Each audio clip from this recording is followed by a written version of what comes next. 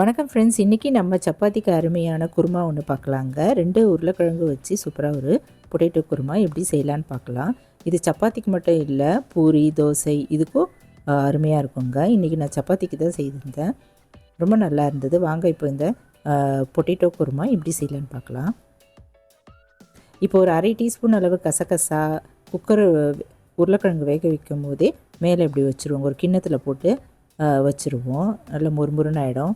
ஒரு பெரிய வெங்காயம், 3 தக்காளி பொடியாக அரிஞ்சிக்கலாங்க, 1/2 கப் அளவு தேங்காய், 3 பூண்டு பல் பொடியாக நறுக்குனது, கொஞ்சம் இஞ்சி, 2 பச்சை மிளகாய். நம்ம காரத்துக்கு தகுந்தபடி இந்த பச்சை மிளகாய் கூட்டி குறைச்சி சேர்த்துக்கலாம். இப்போ இந்த கட் பண்ண இந்த தேங்காய், இஞ்சி, 1/4 டீஸ்பூன் மஞ்சள்தூள், 1 டீஸ்பூன் உப்பு இதெல்லாம் ஒரு மிக்ஸி ஜாரில் போட்டு, கூடவே கசகசா அதையும் போட்டுட்டு மிக்ஸி ஜாரில் போட்டு அரைச்சிக்கலாங்க. கொஞ்சம் தண்ணி ஊற்றி நல்லா இந்த மாதிரி பேஸ்ட் மாதிரி அரைச்சிக்கலாம். உருளைக்கிழங்கும் வேக வச்சு தோல் உரித்து வசிச்சுக்கலாங்க. இப்போ அடுப்பில் ஒரு கடாயில் 3 டீஸ்பூன் அளவு ஆயில் ஊற்றிட்டு பட்டை லவங்கம் போட்டு தாளிச்சிடலாம். கூடவே கட் பண்ண வெங்காயமும் போட்டு 2 நிமிஷம் போல் வதக்கிக்கலாம். இது நல்லா வதங்கின பிறகு கட் பண்ண பூண்டு, பச்சை மிளகாயெல்லாம் போட்டு வதக்கிடலாம். கூடவே தக்காளியும் போட்டுட்டு நல்லா மேஷ் ஆகிற வரைக்கும் வதக்கிடலாங்க. இப்போ தக்காளியும் ஓரளவு மசிஞ்சிருச்சுங்க. இப்போ இதில் 1 டீஸ்பூன் அளவு தனி மிளகாய் தூள், சில்லி பவுடர் சேர்த்துக்கலாம்.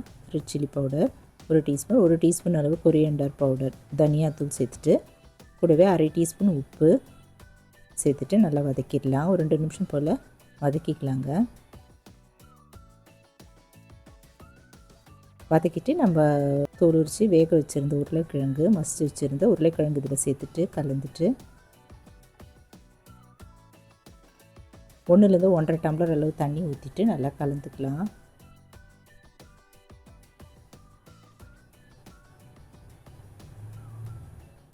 கலந்துட்டு மூடி வச்சிடலாங்க. இதை நல்லா கொதி வரட்டும். ஒரு 3 நிமிஷம் போல் கொதி வரட்டும்.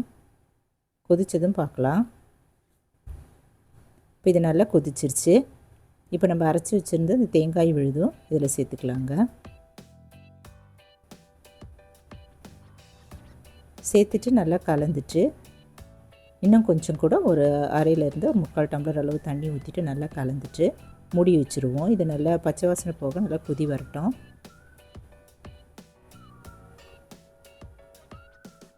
இப்போ நல்லா கொதிச்சிருச்சுங்க.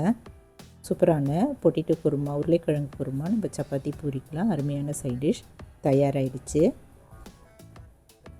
இந்த போல் ஈஸியாக நீங்களும் சப்பாத்திக்கு சைட் டிஷ் செஞ்சு பாருங்கள். என்னோடய சேனலில் நிறையா சப்பாத்திக்கு சைட் டிஷ்லாம் விதவிதமாக போட்டிருக்கீங்க, அதையும் நீங்கள் ட்ரை பண்ணி பாருங்கள். நீங்கள் இந்த ரெசிபியை ட்ரை பண்ணி பார்த்துட்டு கமெண்ட்டில் சொல்லுங்கள் எப்படி இருக்குன்னு. இந்த வீடியோ பிடிச்சதுன்னா லைக் பண்ணுங்கள், ஷேர் பண்ணுங்கள், கமெண்ட் பண்ணுங்கள். தேங்க்ஸ் ஃபார் வாட்சிங். நன்றி, வணக்கம். நம்ம அடுத்த வீடியோவில் பார்க்கலாம்.